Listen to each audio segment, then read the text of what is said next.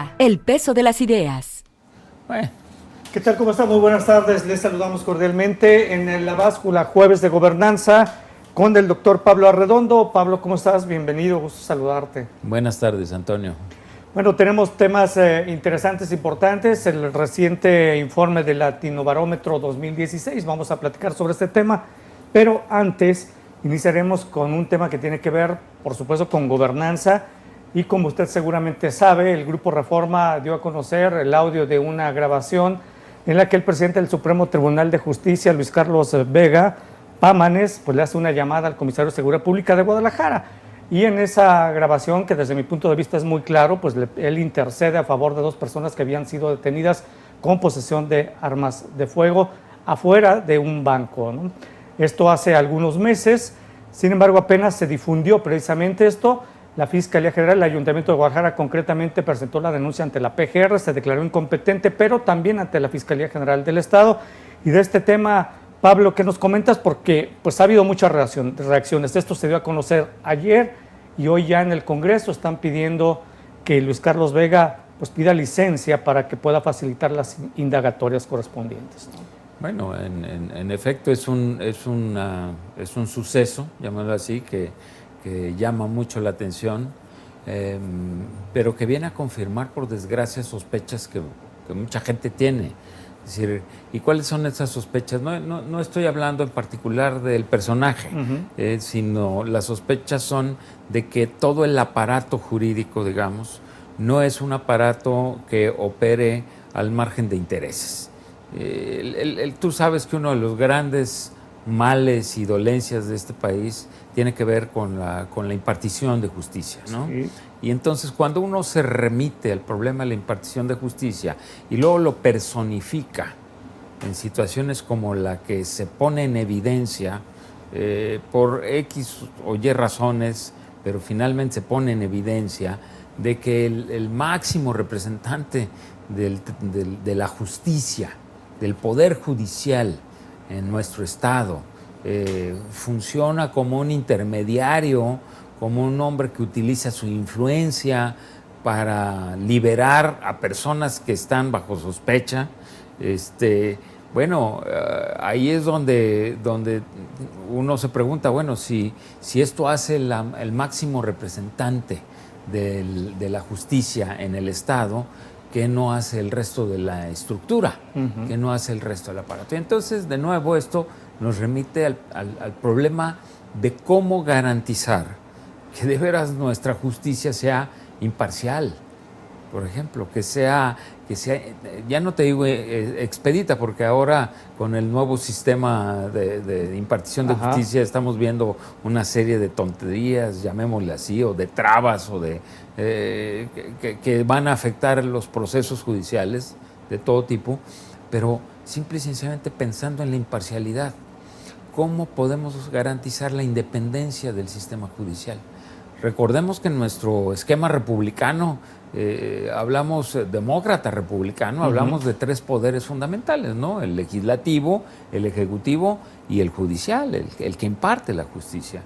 Y cuando el máximo exponente del aparato judicial en Jalisco es evidenciado como alguien que trabaja, digamos, que acepta y que presiona a otras partes del aparato para conseguir ciertos fines, que obviamente son totalmente ilegales y cuestionables. Claro. Entonces, la gran pregunta es, ¿cómo es que opera el sistema de justicia en Jalisco?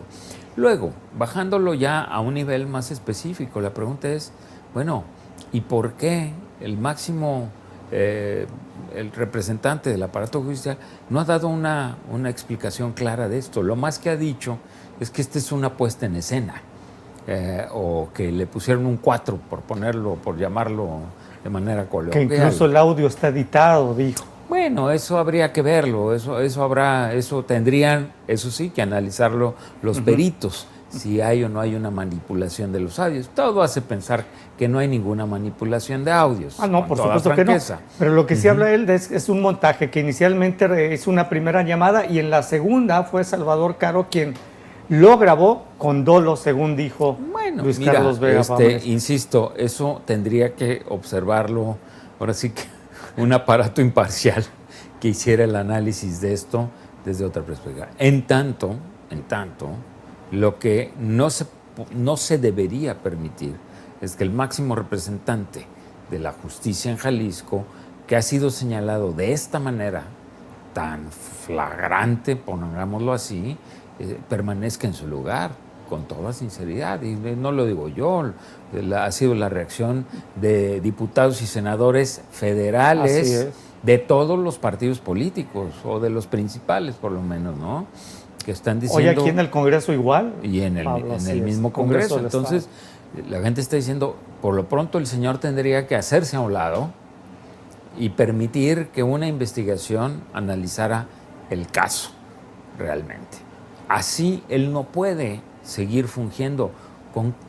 ¿Con qué garantías, digamos, seguirá el aparato de justicia operando cuando su principal cabeza, el presidente del Supremo Tribunal, ha sido señalado por un tráfico de influencias, por llamarle lo menos, ¿verdad? Por lo menos un tráfico de influencias en una situación muy delicada también, claro, porque estamos hablando de personajes que portaban armas, que no tenían permiso para hacerlo, en fin, que eran señalados por situaciones de robo, etcétera, ¿no? Supuestamente no tenían antecedentes penales ninguno de los dos detenidos, ¿no? No, pero estaban siendo investigados, claro, investigados. Entonces, una cosa es que tuvieran los antecedentes, otra es que no estuvieran siendo observados por actos delictivos. Y luego lo otro más delicado todavía es que si la grabación es auténtica, que eso es lo que suponemos, señale a un personaje oscuro. El patrón. El patrón. O sea, esto suena, Antonio, perdona que lo diga, pero suena como a película de mafia, ¿no?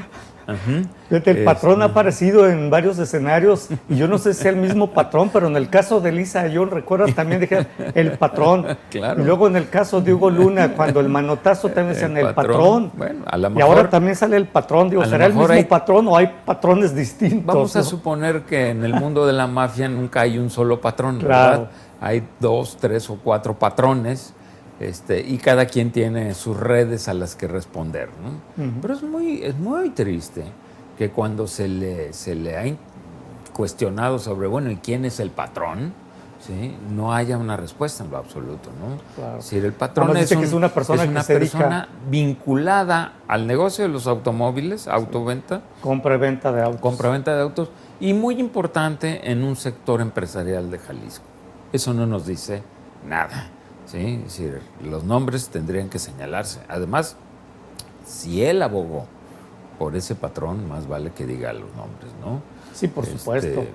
Porque de nuevo, todo queda guardado en una nube opaca, ¿sí? De los arreglos que tras bambalinas se hacen, ya sea en el caso de la impartición de justicia de esta naturaleza, como en el caso de impartición de justicia de otras naturalezas. El Tribunal de lo Administrativo, pues, hemos visto que a final de cuentas, pues es un tribunal que ha funcionado para ciertos patrones, claro, para la defensa de los intereses de ciertos patrones, ¿no? Que son finalmente cierto tipo de desarrolladores. Bueno, aquí estamos frente a una situación similar. Creo que este es un problema serio para Jalisco. Creo, desde mi punto de vista, que demuestra que no es tampoco un caso aislado, sino que viene a confirmar sospechas muy serias de que en el país, no en Jalisco, en el país, todo el sistema judicial está plagado de intereses, por no llamar de ciertos niveles de corrupción que son muy delicados, que pudieran estar funcionando a favor de ciertos grupos legales e ilegales, y que a final de cuentas el ciudadano común y corriente que observa esto, pues está al amparo de ese aparato también, Claro. ¿no? Ellos son los que terminan juzgando el destino de vidas, fortunas y libertades de muchas personas comunes y corrientes, ¿no? Sí, efectivamente. Y bueno, lamentable porque además Luis Carlos Vega también es presidente del Consejo de la Judicatura, además del Supremo Tribunal de Justicia. O sea, es el que vigila a todos los jueces, pero imagínate, si él es el que vigila a los jueces Lo cual y hace esto. Lo cual yo nunca he terminado de entender, porque la judicatura se supone que existe para precisamente eso, ¿no? Así es. Para ser un observador crítico del funcionamiento del aparato judicial. ¿Cómo es que el presidente del tribunal es a su vez el presidente del aparato que observa al aparato judicial, Sí. ¿no? Y de hecho hay gente que se ha pronunciado por la desaparición del Consejo de la Judicatura. No tiene razón de existir, ¿no? Porque es lo que se menciona. sí tiene una razón de existir en la medida en que pueda ser escindido en esos términos de todo el tribunal y el sistema de jueces, ¿no? Para observarlos, porque tendría que ser como el contralor de la justicia. Así es. Vamos a decirlo así, ¿no? Efectivamente. Pablo, vamos a hacer una pausa. Por lo pronto ya en el Congreso están pidiendo que pida licencia y está también la Junta de Coordinación Política. Dijo hoy que si hay una solicitud de juicio político, pues inmediatamente darían trámite a esto y van a esperar también que concluya las indagatorias, porque la Fiscalía, de hecho, desde ayer por la tarde dijo que sí inició una carpeta de investigación contra el presidente del Supremo Tribunal de Justicia, Luis Carlos Vega. Y bueno, pues aquí el fiscal Eduardo Almaguer, pues ahí tiene ese trompo en la uña a ver qué hace con él, ¿no? Tiene un buen paquete tiene ahí un que tiene que paquetote. resolver. Por Vamos a hacer una pausa, regresamos jueves de gobernanza con el doctor Pablo Arredondo.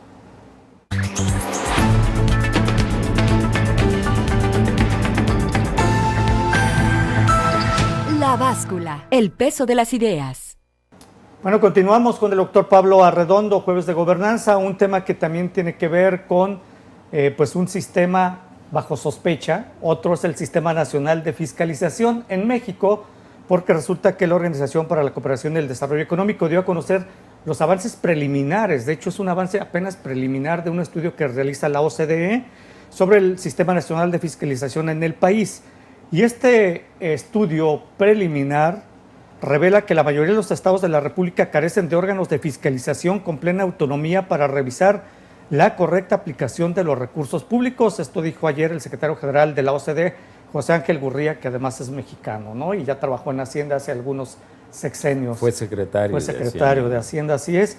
Y bueno, hay únicamente varios estados que, bueno, dice Juan Manuel Portal, titular de la Auditoría Superior de la Federación, los únicos órganos fiscalizadores que obtuvieron una calificación aprobatoria, cuando menos en este informe preliminar, son Coahuila, Colima, Oaxaca, Querétaro, Quintana Roo, Tlaxcala, Yucatán y Zacatecas. Los demás están reprobados y están en serias dudas precisamente su autonomía al fiscalizar recursos públicos. Pablo. Sí, Antonio, lo que comentamos, lo que tú has expuesto en este momento es, hay todo un entramado institucional que está bajo sospecha, que es cuestionable y es cuestionado, obviamente. El aparato de justicia, lo que comentábamos hace unos minutos, bueno, está dejando claramente ver que pues, está operando con serias deficiencias, con serias fallas, y que pudiera ser que el cáncer de la corrupción, por llamarle así, o que el mal de la corrupción, que veremos más adelante, es uno de los males que más está permeando las instituciones de América Latina, y México no es la excepción, obviamente, pues se manifiesta en todo este manejo de las instituciones, ¿no? Y lo que la OCDE, que bueno, unos la pueden acusar hasta de ser pro-gobiernista, pro-oficialista o de otra naturaleza, pero finalmente se trata de un organismo internacional que genera información muy seria, muy solvente, que puede servir para formular guías de política pública. Por ejemplo, mucho de la reforma en las telecomunicaciones se deriva de las observaciones que hace la OCDE y de los análisis comparativos y contrastantes que hace entre lo que pasa en el primer mundo o en ciertos países del primer mundo con lo que pasa en países como el nuestro, que no acaba de ser del primer mundo porque no lo es, y no termina de ser el tercer mundo pleno porque no somos Haití, ni siquiera una de las repúblicas africanas del centro de África, ¿no? Pero finalmente somos un país plagado de estos contrastes y contradicciones. ¿Y qué es lo que dice la OCDE con respecto a México en este estudio? Bueno, que esta idea que está vinculada, por un lado, a la rendición de cuentas, a la transparencia y al manejo eficiente de los recursos públicos, no se está cumpliendo. Es decir, las instancias, las llamadas auditorías fiscales, estatales, auditorías superiores en los estados, auditorías superiores, como la que nosotros tenemos, que está bajo sospecha, no están funcionando en la mayor parte de la República. Es decir, los estados que cumplen más o menos con un estándar de auditorías que son autónomas y que son eficientes, son una minoría, vamos a decir, menos de una tercera parte de los estados del país, son los que se pueden clasificar como estados donde se cuenta con supervisores, llamémosle así, auditores, que están realmente haciendo su trabajo de manera relativamente autónoma. Es decir, que no son manipulados por otros poderes, que no trabajan en beneficio de ciertos intereses políticos, sino que pues, hacen su trabajo como lo tienen que hacer y se acabó. Y dan a conocer, evidentemente, el resultado de sus auditorías. Aquí resulta que las auditorías se negocian, pues, ¿no? Sí, bueno. Pero ya nos estamos dando cuenta que no es Jalisco. No, es Jalisco general. Y son 2/3 partes de los estados del país donde las auditorías no son transparentes, las auditorías no son eficientes, las auditorías parecerían no ser autónomas. No lo está diciendo un grupo subversivo, no lo está diciendo un partido político de oposición que se jacta de lo que tú quieras. Lo está diciendo un organismo internacional con mucha solvencia. Y con datos aportados por la Auditoría Superior de la Federación. Además, y como bien lo establece este informe preliminar, cuando los organismos estatales son incapaces, pues en ocasiones, claro, a petición, tiene que entrar a intervenir la auditoría de la Federación, ¿no? Superior de la Federación, es decir, los auditores de la Federación. Y vemos cosas pues muy delicadas, ¿no? Vemos casos muy delicados. El caso de un personaje que en este momento está en la primera plana de todos los diarios y noticiarios, y que todo el mundo nos preguntamos realmente qué le va a suceder, porque merecería un juicio muy severo y muy serio. Es el caso, por ejemplo, del gobierno de Veracruz, del gobernador de Veracruz, que recién solicita permiso, sospechoso permiso, pocos días antes de salir de la gubernatura, ¿no? En donde el número de demandas, de denuncias por el mal manejo de los recursos se ha multiplicado tremendamente. 53 ha presentado la Auditoría Superior de la Federación en el caso de Veracruz. Bueno, entonces, ya cuando ves eso, cuando ves que hay ciertos estados, caso Veracruz, caso Chihuahua con el gobernador anterior, se acaba de ir, ¿no? Sí, son estados donde se César acumulan. Duarte, mencionaste el de Chihuahua. Sí. Entonces, ves en dónde hay entidades donde además la situación es grave. No podemos decir que Jalisco está entre esas entidades, no es grave.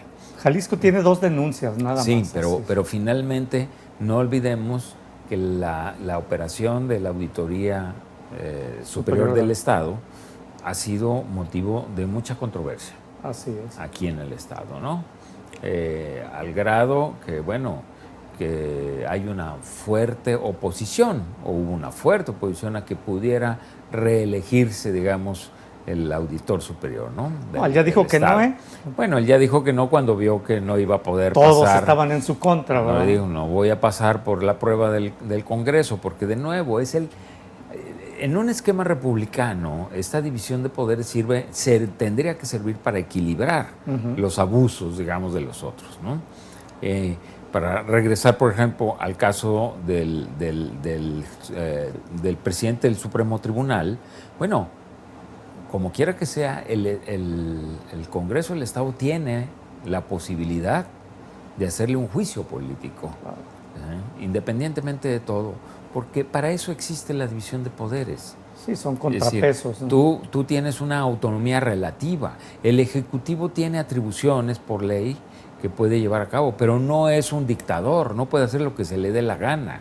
Es decir, el gobernador no es un dictador, el gobernador está supeditado a la sanción que hagan, en este caso, el Congreso. Así como el Tribunal de Justicia no tendría por qué arrodillarse frente a los otros dos poderes, pero tampoco puede hacer lo que se le dé la gana.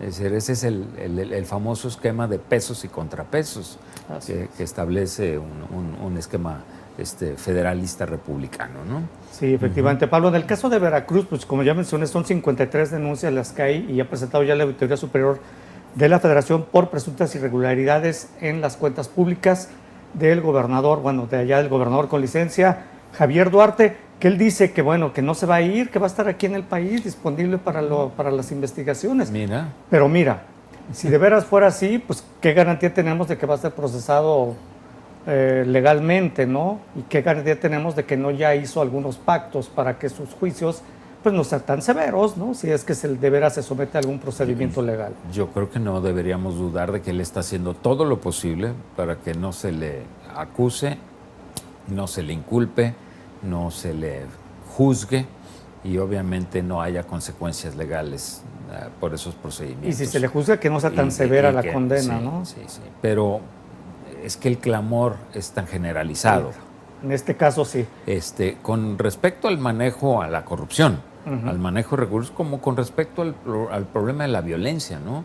La cantidad de periodistas que han sido asesinados ahí, la cantidad de gente desaparecida que hay ahí. Es decir, todo este manejo impune y autoritario de un gobernador que uno dice, ¿en qué siglo vivimos, no?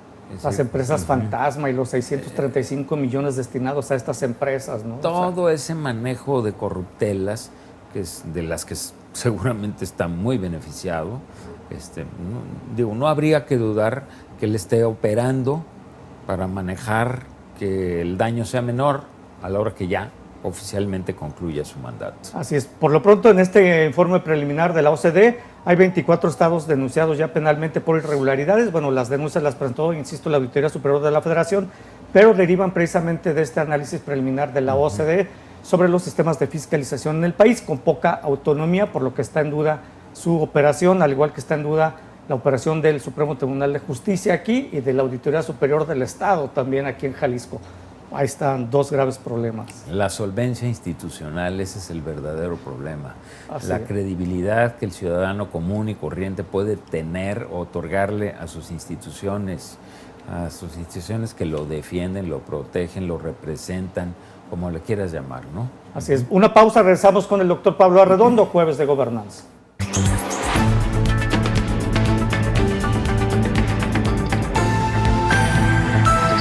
La báscula, el peso de las ideas. Continuamos en este Jueves de Gobernanza en la báscula con el doctor Pablo Arredondo. Bueno, recientemente el Latinobarómetro dio a conocer su informe 2016. De hecho, este Latinobarómetro se ha publicado año con año desde hace 20 ya, con este 2016. En las 19 mediciones que se han realizado en estos años, se han realizado 354.268 entrevistas.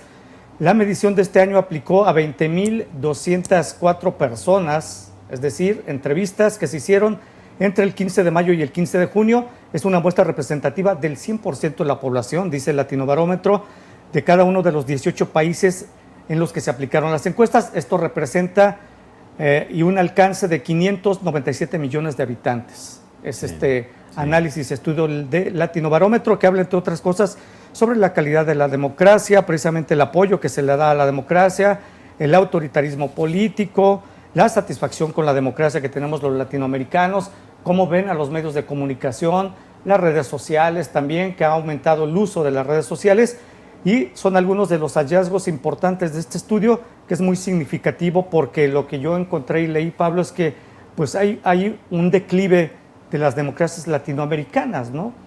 Absolutamente. Mira, hay que recordar, para quien no lo recuerde, que este es un instrumento que surge precisamente en ese momento en que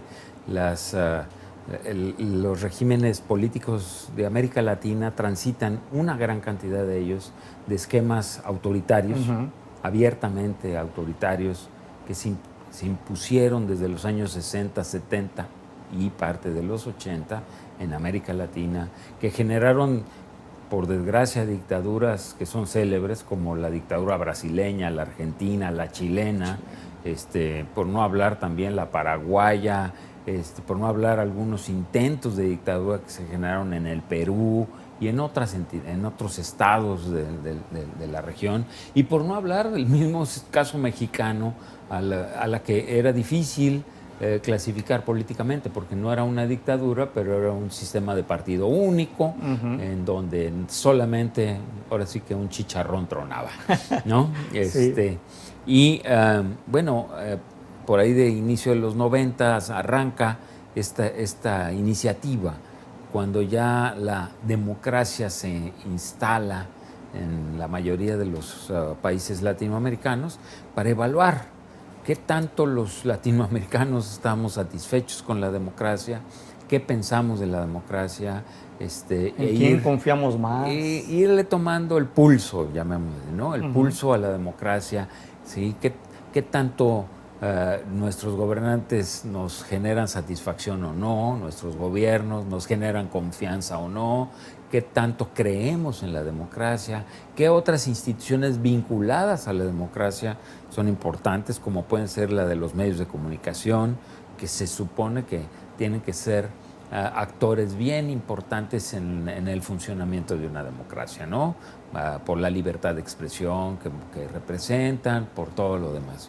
Entonces, este Latinobarómetro, que lleva ya 19 años o 20 años. 20 años. 20 años, como dices tú, tomándole el pulso a la democracia, pues nos arroja este año unos resultados que no son del todo halagadores, ¿verdad? Así es. Que vienen a confirmar cosas que ya se sentían y se percibían en los anteriores reportes, pero en algunos casos hasta se agudizan un poco o se manifiestan más fuerte. Creo que el más fuerte de todos es qué tanto los latinoamericanos en general apoyamos a la democracia, ¿no? Es decir, la vemos como el sistema político por el que apostamos, por el que creemos. Y resulta, alguien puede decir el vaso medio lleno o el vaso medio vacío, pero el hecho es que más del 50% de los latinoamericanos no manifiesta el apoyo por la democracia. Por cuarto año consecutivo. Por cuarto año consecutivo. Es decir, no apuesta, más del 50% no apuesta por la democracia como el mejor sistema político, ¿no? De hecho, bajó 2 puntos en este año 2016, llegó al 54%, estaba en 56 y para este año bajó al 54%. Alguien te puede decir, bueno, es más o menos, ahí se ha estabilizado, pero la mitad de los latinoamericanos estaría a favor de la democracia y la otra mitad no. Eso es delicado. Sí, por supuesto, porque hay otros datos reveladores sobre el autoritarismo político, por ejemplo, que va aparejado con no apoyo hacia la democracia. Sí. Y se les pregunta, no me importa un gobierno no democrático si resuelve los problemas, que esto es grave. Y esto también, el autoritarismo político se expresa con otro indicador, que es no me importa un gobierno no democrático si resuelve los problemas. Sí. Y disminuyó 6 puntos porcentuales en 8 años, desde el 53% en 2008 al 47% en 2016, pero también está en la mitad. Sí, es que el dilema que venimos acarreando históricamente es si queremos gobiernos que impongan el orden a cualquier precio frente a gobiernos o sistemas políticos, llamémoslo así, que te permitan márgenes de libertad más amplios, con riesgos mayores de orden. Porque, en efecto, uno de los riesgos que tiene toda democracia es que al no ser operado como una dictadura, pues tú no puedes, desde los aparatos del Estado, tú no puedes hacer lo que se te dé la gana. Claro. En teoría no podrías hacerlo, ¿no? Es decir, todo sospechoso tiene derecho a un juicio, por ejemplo, un juicio imparcial. Regresamos a nuestros sistemas judiciales, ¿verdad? Bueno, todo sospechoso tiene derecho a un juicio imparcial. No pueden arrancarte declaraciones de manera violenta. Para eso existe todo un bagaje que atiende a los derechos humanos de los sujetos. En fin, tú puedes expresar lo que quieras sin que tengas que ser molestado por la expresión de tus ideas.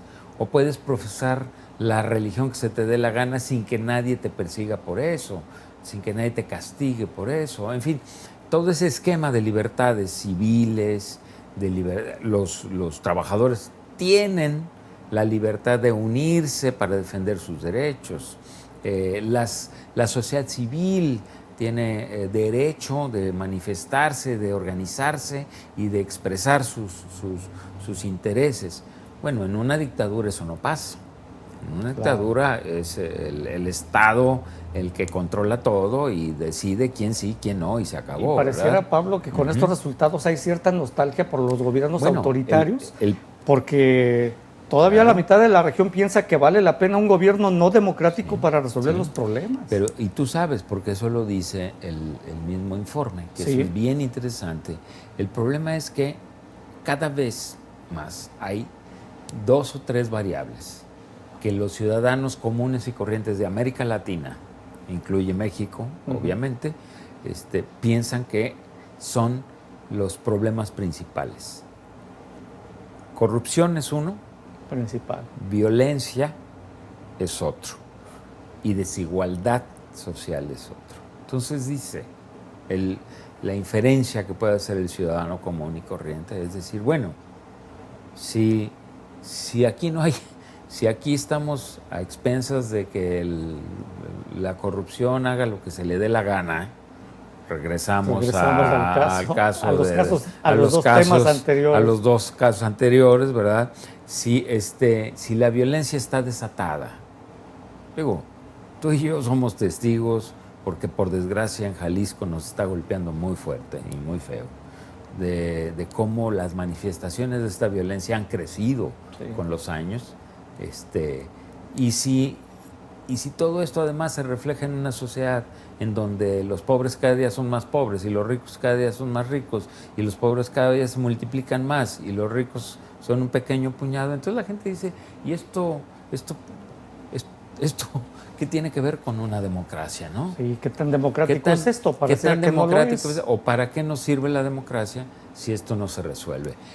Lo dice el mismo informe, que es muy interesante. Sí. Por ejemplo, el caso de la violencia y de la corrupción no eran vistos hace 10 años o hace 20 años como los principales problemas. La desigualdad sí, porque hemos sido sociedades desiguales desde siempre, por desgracia, pero el caso de la violencia y de la corrupción se ha disparado. Ahora vemos fenómenos de corrupción que eran impensables, ¿no?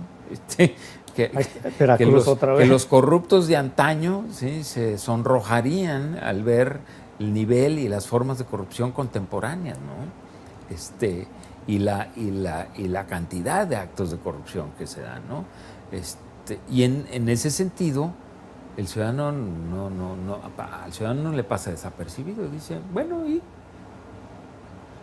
cómo es que mi democracia me resuelve estas broncas? Pues no me las resuelve. Entonces, el riesgo, porque sí es un riesgo, es mirar hacia un esquema de una naturaleza tal que te limite las libertades, por ejemplo. Eso es un riesgo. Haciéndote la promesa de que eso se va a resolver. Entonces, claro, empiezas a apretar, digamos, los aparatos represores del Estado Y muchas veces quienes pagan el precio de eso, pues no son necesariamente los miembros del crimen organizado, ¿verdad? Así es, ni los más ricos, ni ¿no? los Porque más ellos ricos. salen del país, sacan su sí. dinero y se... Pero el ciudadano común y corriente puede tener consecuencias muy serias. El problema es que la memoria histórica es corta. Sí. Pablo, vamos a hacer una pausa, regresamos rápidamente en la última parte de La Báscula, Jueves de Gobernanza con el doctor Pablo Arredondo, y veamos los temas de medios de comunicación y redes sociales, que está interesante también en Latinoamérica. Ya volvemos.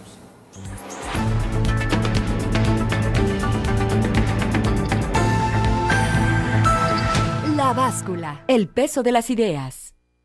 Bueno, continuamos con el doctor Pablo Arredondo, Jueves de Gobernanza.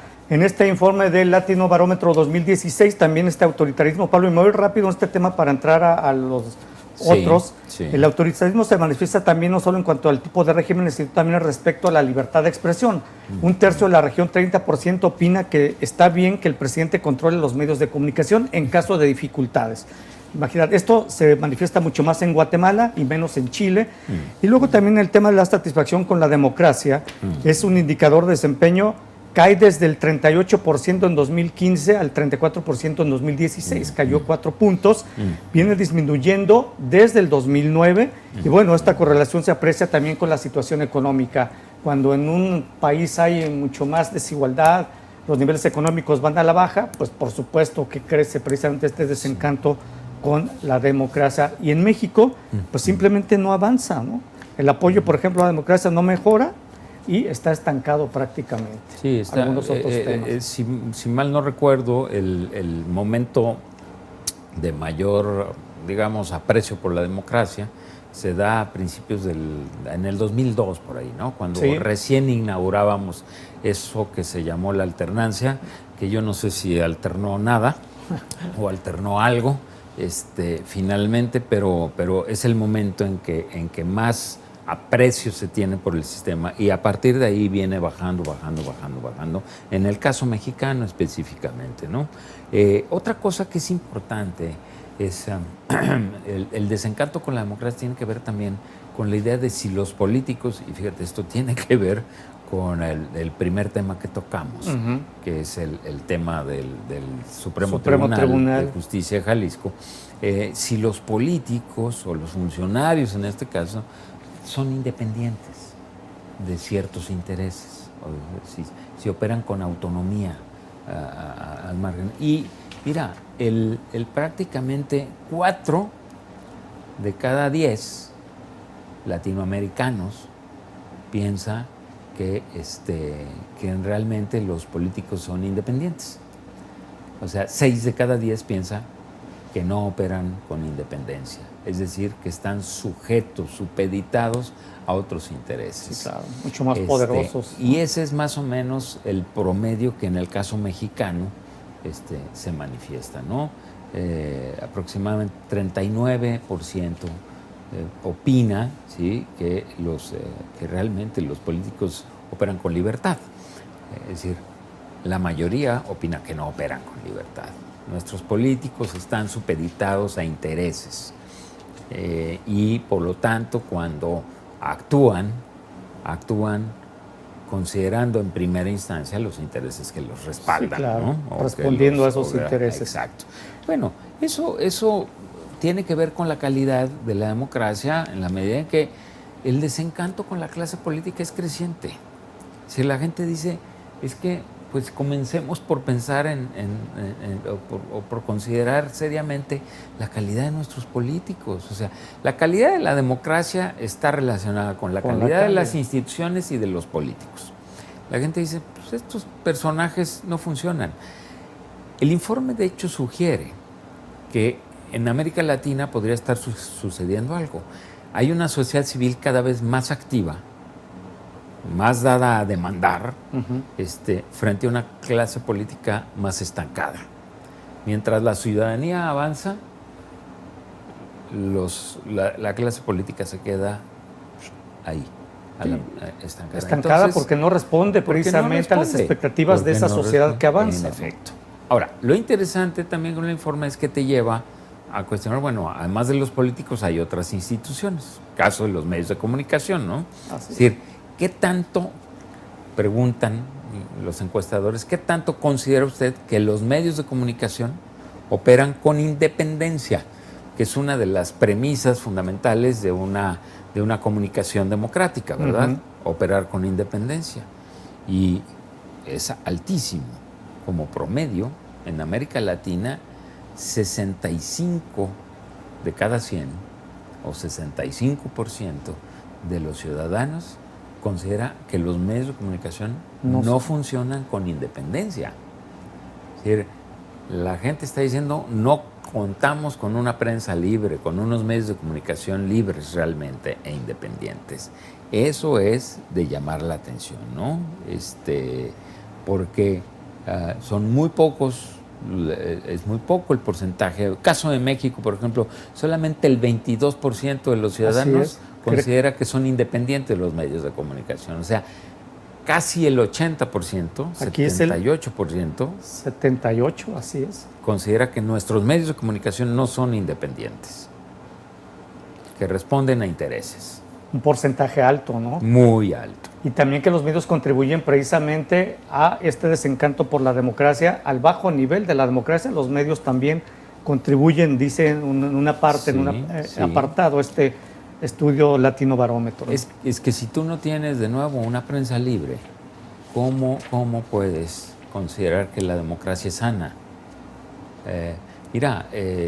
Cuando uno observa, pues ahí hasta casos históricos, ¿no? Es decir, en Estados Unidos un presidente cayó finalmente por la acción de un medio de comunicación, pero no por el golpeteo, el golpeteo político, sino por la exhibición real de la corrupción, de las fallas que había llevado a cabo un presidente, el caso Richard Nixon, que termina renunciando a su puesto cuando es exhibido como un hombre que viola la ley.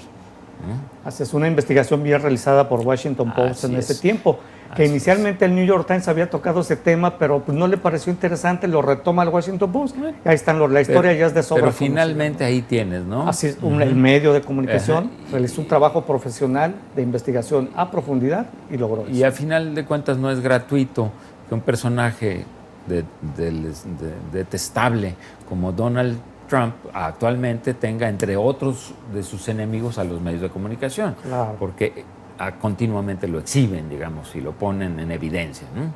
Sí. E incluso lo han declarado como el peor, en las editoriales de New York Times, el peor candidato en la historia del Partido Republicano. En efecto, bueno. El tema de las redes sociales, Pablo, también es interesante porque el uso de redes va en aumento en la región. Ya el 50% de los habitantes utilizan Facebook, 13% Twitter y 28% hace uso de YouTube. Facebook es la red social más usada en esta región. En 12 de los 18 países latinoamericanos, sobre el 50% de los ciudadanos dice que usa esta red. Sí, a ver, esto tiene que ver de nuevo con cuál es el papel que juegan las nuevas tecnologías de información en lo que ellos llaman la comunicación política, ¿no? Es decir, y parte de la comunicación política tiene que ver con dónde y cómo se informa el ciudadano del acontecer, de lo que sucede. ¿Qué es lo que ellos detectan? Pues es algo que se ha detectado en todo el mundo. Obviamente hay una creciente utilización de ciertas tecnologías de información, Internet y de aplicaciones específicas como Facebook, Twitter y otras redes que son utilizadas por la ciudadanía para informarse. Es decir, cada vez, en principio, observan menos a los medios tradicionales y más a estos nuevos medios modernos. Aunque, digo, hay que ser muy, hay que ponerle asegúnes y mesurados a esto. Esto todavía sigue siendo una minoría. Estamos hablando de una tendencia que va creciendo del principios de siglo a la fecha, ¿no? En los últimos 15 años, en los últimos 20 años, va creciendo, poco a poco. De hecho, hay algunas redes sociales que ni existían cuando el Latino Barómetro inició, como Facebook, no existía, sí, tal cual. Ahora, ¿qué se observa? Que son ciertos segmentos de la población, sobre todo los más jóvenes, Y ojo, los más educados, no es nada más ser joven, es ser joven y educado. Educado quiere decir acceso a educación superior. Son esos segmentos de la población los que cada vez más utilizan estas redes sociales y estas tecnologías de información para enterarse de lo que sucede en el entorno político. Cada vez observan menos a los diarios, a la televisión, a la radio y cada vez más a las redes sociales como fuentes de información. Sí, consideran incluso que la información de las redes sociales es mucho más objetiva que la que los medios tradicionales. Todavía se considera eso. Faltan muchos estudios para explorar en detalle esto, pero es interesante que sí hay una tendencia ahí. Parte democratiza, porque hace también la información mucho más horizontal. La objetivista democratiza y la hace horizontal, ¿no? En principio sí, aunque hay algunas cosas que podrían ser cuestionables, porque el informe señala que cada vez estos segmentos consideran menos a sus redes de amistad y a sus redes familiares como fuentes de información política, y se inclinan por las redes sociales. El problema es cuando tú le preguntas a la gente con quién te comunicas en las redes sociales, fundamentalmente, pues te comunicas con tus amigos y con tu familia. Entonces, a lo mejor no estás supliéndolos, simplemente los estás trasladando a un nuevo entorno tecnológico, ¿no? Creo que faltan estudios más en detalle. Ese es el reto. Sí, a lo mejor el Latinobarómetro pues no profundizará en este tema que requiere de estudios mucho más especializados, ¿no? Absolutamente. Lo que sí es un hecho, Pablo, y me parece que es poco el avance en la utilización de las nuevas tecnologías de la comunicación y la información, porque apenas el 50% de la población utiliza Facebook, por ejemplo. Es decir, la mitad. Y la otra mitad que está como en esta brecha digital sigue siendo muy amplia en Latinoamérica. Claro. Insisto, el 50% de quienes tienen acceso. Sí, claro. Sí, porque también ese es el otro problema. Las brechas digitales son de múltiple naturaleza. El primer problema de la brecha es, tú de veras, ¿tienes un móvil que se conecte a redes, sí o no? ¿O tienes una computadora que se conecte a redes, sí o no? Primero es tenerlo. Después, ¿tienes un contrato para poder acceder a...? Es el segundo problema. Y tercero, ¿realmente los usas o cómo los usas? El uso. Y entonces, ahí ya tienes varios niveles, ¿no? Lo hemos comentado en otros momentos y lo seguiremos comentando porque es algo muy importante. Tenemos a las redes sociales, aquí están, ya están alrededor de nosotros, operan con nosotros, en fin, pero hay de formas a formas de utilización. Entonces, muchas formas de utilización no son necesariamente cívico-políticas. No es la óptima. No es la óptima. Tenemos que estudiar bien cómo se están utilizando. Ese es un reto que tenemos por delante para entender si la ciudadanía cada día accede a mejor información o a peor información o a la misma información. La calidad de la información de redes sociales es lo que amerita un buen estudio. La calidad de la democracia, Antonio, depende de ciudadanos con calidad. Así es. Y si un ciudadano está informado con mala calidad, pues seguramente la democracia no va a fallar en algo, ¿no? Las elecciones que hagan, procesos electorales, pues será de mala calidad. En efecto. Muy bien, Pablo, llegamos al final de la báscula Jueves de Gobernanza. Pablo Arredondo, como siempre, muchas gracias. Antonio, gracias a ti por invitarme. Gracias a usted, que pase muy buenas tardes.